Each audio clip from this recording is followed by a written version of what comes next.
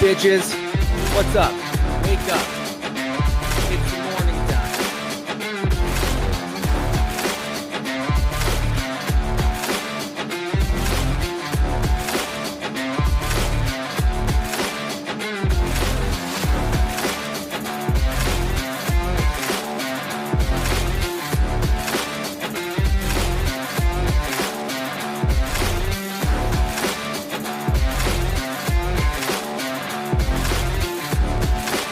Down to the beating!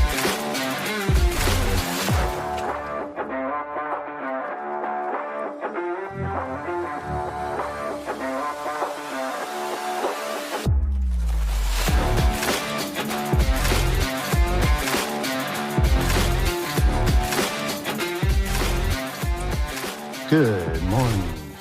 Good morning. Good morning. What is going on, everybody? Happy Happy Tuesday. Tuesday, April 28th. Dang. April's almost over, y'all. Get your last April memories in. It is coming to a close. Good morning, Dan. How are you? Oz, what's going on? Good morning. Welcome back. Dylan, good mood king. Good mood king. That's what you're calling me? Or is that supposed to be good morning? Good answer, dude. You're driving. It's okay. I'm gonna take it whatever way I want. Um, what's up, everybody? It is Tuesday. It is almost the end of April. We're coming up on that month of May. May is what do we got here? Start of summer. We got end of school for a lot of our kids. I don't know if you guys see I when I was a kid, we got out in June. My kids get out in May. So yeah, we're looking at end of school in a couple of weeks. I want to say it's like the 19th, like that kind of range. So we're talking like 3 weeks left of school for the kids, which is wild. So that's coming up. I know this is like the what is this? The last ditch effort to pull those grades up. This is the end of the year like fun and parties and proms. Bailey just had her prom. Um, Awards, whatever you want to call it. It's all of that kind of stuff. So May May is going to be a May, but we're still here in April. We're still going through it. Still having a good time. How's everybody doing? How are your kids doing? How are your wives doing? Your husbands? What are we up to, people? What is going on? Let's see. So yesterday, I think I had told you guys was a busy day, a triple books day for me at work, and it went down flawlessly.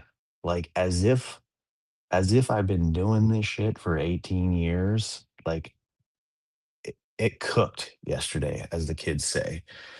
I was to the first job early, and so were the guys. So we just went in there, had a quick meeting, which allowed me to get to the second job early, and my guys were early.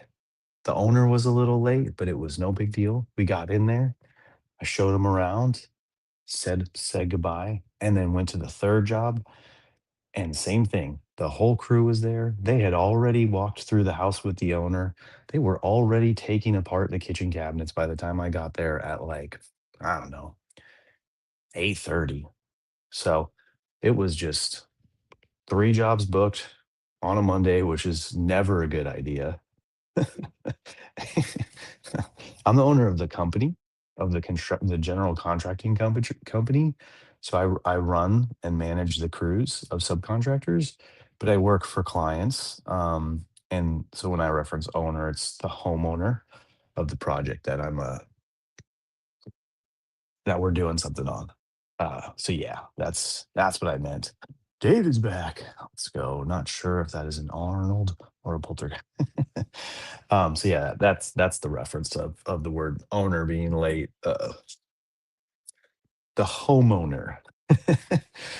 So yeah, that was yesterday. We cooked through those meetings. We did really good. I was able to then go to my other jobs, which are, have been business as usual. Um, Go to my PO box, get some stuff that I needed to get for some pickup work, and then come back to the office and have, a solid couple hours of planning and organizing the rest of the week. So yeah, it was a good day yesterday. And then finally, after so many weeks, got checks on this one job. I've got people who haven't been paid since January or February on this one project, and it's been super unfortunate. The clients had, I don't know, money, cash, CD closeouts, transfers, whatever you want to call it. It just seems like she's been getting the runaround from the bank or her broker or whoever she's talking to. Possibly I'm getting the runaround a little bit, but at the end of the day, finally was able to get the checks and will hopefully, because even yesterday she had told me the money is still not technically clear. So give it a couple more days and I'll let you know. So I have the physical checks, but I'm not allowed to give them out or cash them yet. So super unfortunate. Hasn't happened to me yet. Thankfully, everybody's being really patient and understanding. And one day soon, they'll all get paid, as will I, and we can move forward. Um, then I went home, drove home. Sure. I don't think so. I mean, my buddy who like used to be in finance, he was like, he was basically saying like one reason he thought was just it, when the invoices came due, the market was down pretty hard. So to close out their investment account, cash it out into actual funds would have been a loss for them. So that was what he was kind of saying what he thought. I told him I tell my guys everything. So I tell them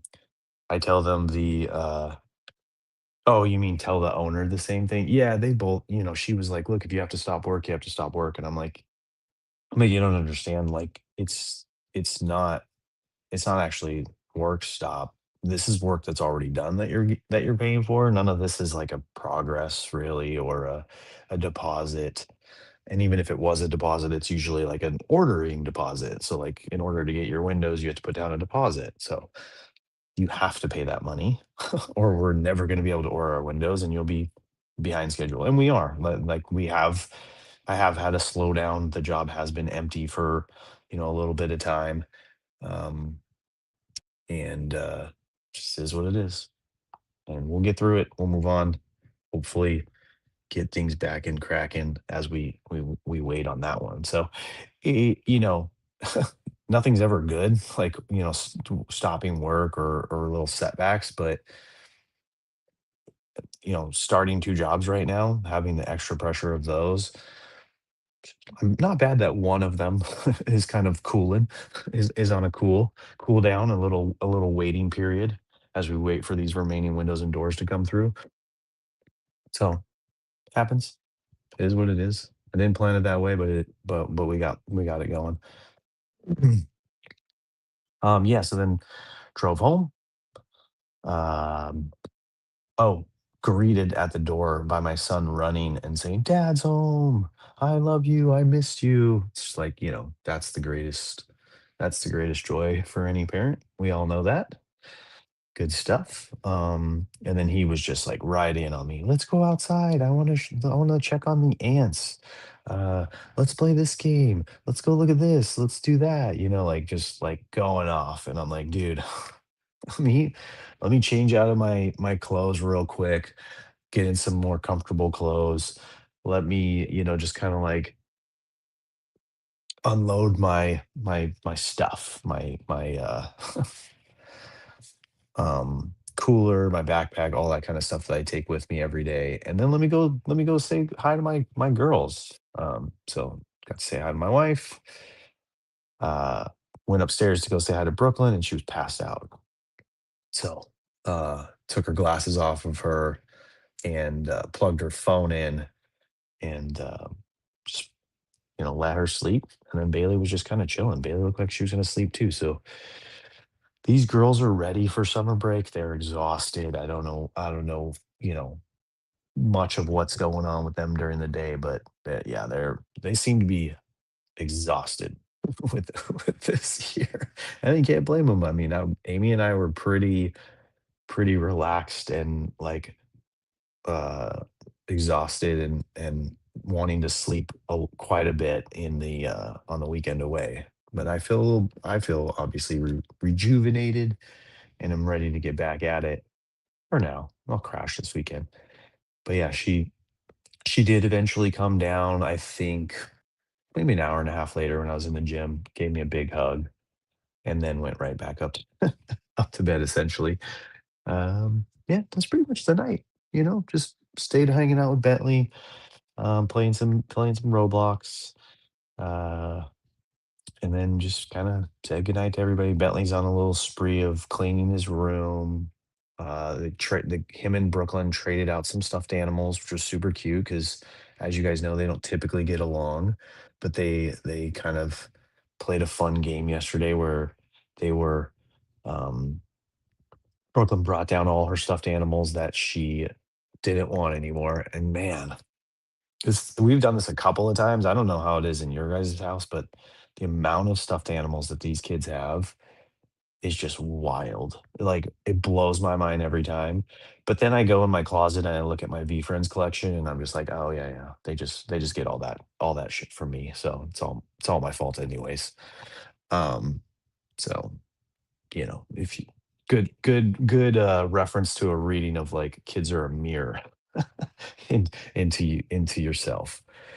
So yeah, they were doing that. So Bentley was like, "Oh, I got all these stuffed animals." So mom was like, "Okay, well, if you're bringing a bunch more stuffed animals into your room, let's get rid of some of them, like donate them or whatever."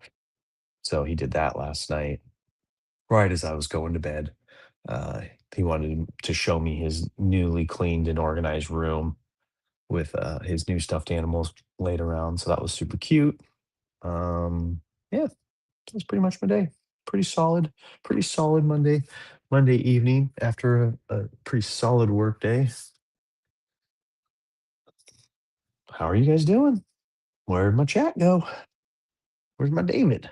David, did you leave me, buddy? How was Baltimore? How was your trip? How was your tours? How are your speaking events? As you type all those words, Down, do I the will reading. do the reading. David, you missed it. You missed a rare show as one of my regulars. I'll show you. Yesterday's show, I actually took notes. I actually like had a plan and an agenda. And I think Dylan and Oz were there yesterday, but I think I handled it. I think I got through it pretty well actually. It was a big weekend for me. And then I circled back on all three readings. It's not bad. I thought about it. I thought about it this morning about 30 seconds before I hit the live button. I was like, "Oh shoot, I didn't do any notes today." So we're definitely not running a streak where I do notes every time. But yeah, it might be a good thing to do on Mondays because the weekends can get a little, there's a lot that happens in a person's life on the weekend. A lot of interactions with the kids, with the wife, with the household that, is I feel somewhat valuable. Speaking out loud into the ether, and you guys connecting with in some way, shape, or form with what's going on in your life. I'd love to have some sort of. I think we've always kind of talked about that. This here is like some some sort of way for people to tell their stories or me to read them. So something in the chat, but it never seems to go that way. Reading Choose What Matters reminds me of how Broadway show Every Brilliant Thing. I've never seen that one. Broadway show Every. I haven't seen that. What's that one about? Today's reading, Do You Really Care? Simple one, right? This one kind of piggybacks off of one from, what was that? Was it Saturday? No, that was Sunday's. Leniency. it's a little bit along that lines, a little bit of a let it go. Like, do you really care about, all the things that you, or should you really care about all the things that you kind of, let's say, get on your kid's case about, or, spousal, like you and your wife get on each other's case about, where the shoes are left, how the dishes are done, the loud noises. Loud noises are a big one in my house. Um, the way, hey, what's up, Ron? Good morning, sir. Making a list of the things that bring you joy. The Broadway show just opened. Oh, cool. Nice. Making a list of the things that bring you joy. I like that. To the little things. Um, so yeah, this is kind of the opposite of that. This is about the things you that get on your nerves. The book, the reading talks about, like, a piece of drywall in your house. Like, do you really care about that piece of drywall? Like, do I really care about this piece of drywall? That's a door, actually. Point somewhere. This piece of drywall right here. Do I really care about it? No, not at all. But if my kid were to walk over, take a marker, and start drawing on it, all of a sudden I would care, right? The drywall. I've never thought about that drywall ever, except for right now. Now I can't stop thinking about it. As soon as I close this show, I'm going to go over and spend some time with that drywall. But that's kind of like what the reading says. Like, do you really care? Should you really care? Could you let it go? Could you just let the kids have the fun? Do you realize that drywall can be replaced? Um, this was difficult for me because not caring to me relates to no structure. Yeah, so that's kind of like, it's kind of like the gray area, or where, like, a lot of these readings, they need a level of balance. They need a level of, yeah, but, you're totally correct to feel that way. Like, yes, you should definitely not care as much, or take it seriously to the point where all you're doing is reminding them to clean up after themselves, or to, not make loud noises. But it just is like, it's balance. It's, can you find some time where they can be loud and some time where they can be quiet? Sitting at a random lifetime. Fun fact, people look at you weird when you walk into a fitness center with a 52-ounce big gulp of Diet Coke. But also know most rules are arbitrary. Yeah, right? Good morning, Savvy, by the way. How are you doing? Look at this. Look at these people just sneaking in here, dropping some stuff. I think about that all the time, how arbitrary rules are, and like how long ago some of these rules and these behaviors were made up, and by who, and what those people were thinking at that time, versus like our time right now is just so much different. Like, the world was, you know, I feel, less population, less chaotic, less busy. And then nowadays, some of those rules just don't really work. I don't know. It's just, and so, same with household rules. Like, who was it that made up the rule that, this has to be here, or that has to be there? It has to go this way. Most likely, this was a rule that came from either, my parents, or my family, or my wife's parents, or her family. And it just kind of gets passed down, and you kind of manipulate them in your own household, with your spouse. I like boundary. Wait, what? The boundaries of rules all the time. I'm sure that's a typo, but you are the boundary of rules. I push. There you go. Push. Yeah, of course you do.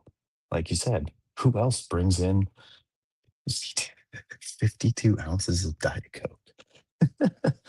And then just crushes the whole thing in one gym session too. After his first set, he's already like, I need a refill. Life is like, whose line is, yep, the rules are made up and the points don't matter. 100%. How great would it be to like model your household around that? Just like that theory of like, the rules are made up and the points don't matter. Just like attribute points to everything that the kids do. Like, attempt to tally up the score at the end of the day. Rules sometimes are very arbitrary, subject to change. Yep. And like, it's like we say, like, we're all kind of growing and changing as humans. Um, was having a conversation with my buddy Scott here the other day, and he and his wife were going through a change right now in their relationship, and I like kind of like felt the need to remind him that, they're in a stage that they've never been at before. If they, as people reflect back on their relationship, their marriage, their dating years, they're like, we were so different back then. It's like, yeah, the one big change is you didn't have two kids back then. And your kids are growing and changing every year. Like a year ago, neither of your kids were in baseball. Now they're in baseball, and baseball is a very, like any sport, it's very demanding of your time. So of course you guys are going to be now a little bit more stressed, a little bit more scattered, and have a little bit less time together to work on your relationship because you have this whole event, these practices, these games, and all this stuff that you need to get to. And I just saw the word hot tub and that came up, and we don't have the time to just go in the hot tub and spend an hour in the hot tub together. Where did I land? If this is a Diet Coke session, I don't use the gym here, just the hot tub. Gotcha. Okay. So you just Scuba Steve should just be a movie. When are they going to make that movie? It was such an amazing character, and then somehow it came to life, and it's a movie. Dude walks into a gym, 52-ounce big gulp Diet Coke to just use the hot tub. Is the hot tub an exercise or therapy? The hot tub is huge, and it's an escape to get away and warm up in the winter. Gotcha. Yeah, it's cold out there, and you're in Minnesota, right? If I'm not mistaken. Uh, but yeah, so you know, like we're saying, let it go. Don't let it go. Find some sort of balance. Figure out in that, like, it's all about what you can figure out in that moment, like what your kids truly need. Try to take a couple deep breaths. Use the reading delay, pause, like calm yourself down and realize, does your kid get the point? How can you reframe it from, this was something that came up, I don't remember if it was in a reading or not, but how can you reframe it from talking at them to helping them understand that it's not a rule, it's more of a, like, a responsibility to, keep the household, for them to invest their time into running the house with you, to working as a team, like all those kinds of things. As you can tell, I'm not very good at that kind of stuff with my kids. It's something I'm newly into and trying to figure out how to come together with my wife and our kids and try to figure this out, because we are definitely in that state where a lot of the most recent arguments have been around um, our kids stepping up, especially as they get older. We're trying to teach Bentley, the youngest, to clean up after himself, but then he looks at his sisters and they're not doing it, or he looks at his mom and dad and they're, you know, stuff that we're leaving around the house and not cleaning up after ourselves. Uh, Sounds like a good movie. Yep, that was another good movie. I loved that movie as a kid. Fun fact: Adam Sandler grew up with Diver Dan. Okay, all right. Example: walking outside. Rule: hold my hand. As they get older, they understand that it's not about holding hands. It's about not running into the street. Yes, yes. I think there was something in the reading. Um, What these rules actually represent is obedience and control. What you're really worried about, hence the fixation, is the deep seated anxiety that you might be screwing them up. Relax, let the stuff go. Seriously, let it go. You won't regret it. So there's a little bit of a combination there, right? Like, I agree with the holding hands at to some degree at a certain age, but then eventually, and it's different for every parent, every variable of your street, your city, your situation, where you are, but at some point, you have to let go because you have to let them explore. You have to let them figure it out. They are eventually going to be teenagers and adults and not want to, it's going to be real awkward if they're holding your hand. And, so you figure out that time. But yes, I agree. It's not about, like, part of it for me was I really enjoyed, like, holding my younger kids' hands as we're walking to school. It was just a form of connection. Adam Sandler confession: I did not watch Happy Gilmore 1. So Happy Gilmore 2.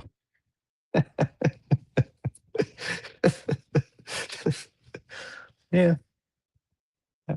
You should go watch it. 1, though. It was really good. Rules are not all equal, but they provide structure to important things. I don't like, don't run into the street. They don't just get that if they're, yes, 100%. 100%. I think, like I said, it's just moral. This seems more along the lines of, so it references doors being slammed, chores not being done a certain way, um, that everything be put away immediately, feet go on the ground instead of furniture. This references more along the lines of, like, is the mess is a little bit of mess in the house really, like, a problem, like, every second of every day? Like, for me, it's my kitchen and my dining room table. These, like, flat surface countertops are just a dumping ground of stuff. And as you can see behind me, like, I also do have a giant flat counter surface that is a dumping ground for stuff in my business. Um,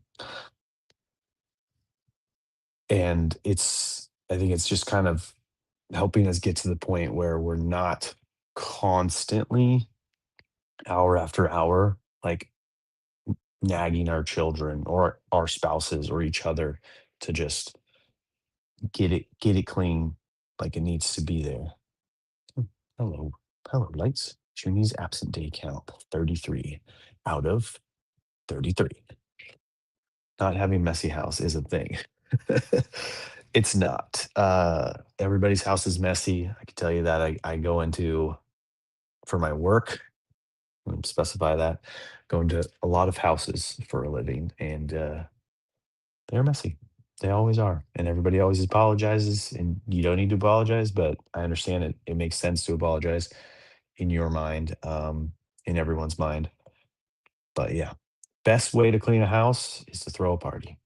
My rule is whatever causes the least amount of cortisol within reason is the best path. All right, all right, dude. I like. Yeah. Well, this has been a fun one, guys and gals. Thank you for joining me this morning on this fine, fine Tuesday morning. I do not call it messy. They are my projects. I need I need to review to keep this. Yeah, unless they, like, all pile up on top of each other and you can't figure out what goes where and stuff like that. But yes, an organized mess, right? Controlled chaos. Any one of those kind of terms, we all have some way of getting through it.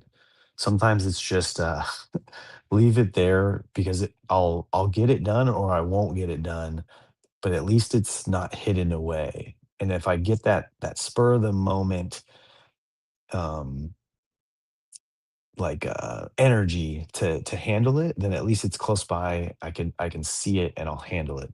But if it just sits there for 2 weeks and I never do it and the time frame to do it or whatever expires, then you could just throw it away or put it in the that's how I treat these little, like, trinkets or these, like, little McDonald's toys or whatever that the kids have is, like, I leave it, I clock that it's there and that they're not really playing with it. Couple weeks go by and it's random spot, and then I throw it away. Yep, organized chaos. School year is organized chaos. Summers, total chaos. Yeah. Yep, I don't know who, invented that system, but that's another rule that's a little weird, a little strange. I've always dug the not when I was a kid, but, like, I always thought the more year-round type school where they just get bigger breaks, but for the most part go to school year round instead of, like, a 2.5 month off for summer. I always thought that was a better system for parents, children, just to keep routine and structure, because the lack of structure in summer just really it just really does a number on the kids and then the parent relationship, and it doesn't model, what life after school really looks like. My kids for a while, especially when they're younger, they're just like confused by the fact that like they're on summer and I just keep going to bed early and I just keep waking up and going to work. And it's like, well, grown-ups and businesses and jobs and careers and stuff like that, they don't get summer break. So enjoy it while you can. Um, I guess that's the business model is we gotta let these kids be in their joy, be in their fun, and be in their imagination. Uh, that's what makes sense about the summer. So I'll just retract my statement about not liking it. And that's what we do here. We just talk, and it's just shenanigans. All right, people. Thank you. Appreciate you all as always. Hit me up in the DMs if you want to continue the conversation in any way, shape, or form, or have anything you want me to talk about or share as far as tomorrow or the next day. And if anyone is so brave enough to come up, you can always hit me up and we will arrange that. I am co-hostless for the foreseeable future because I have no idea what is going on with any of my predecessors, my friends, my homies. So, anyone wants to chat, I'm up for it. But have a great day. I'll see you back here same time, and we'll do this all over again. Good morning, MP, and goodbye, everyone.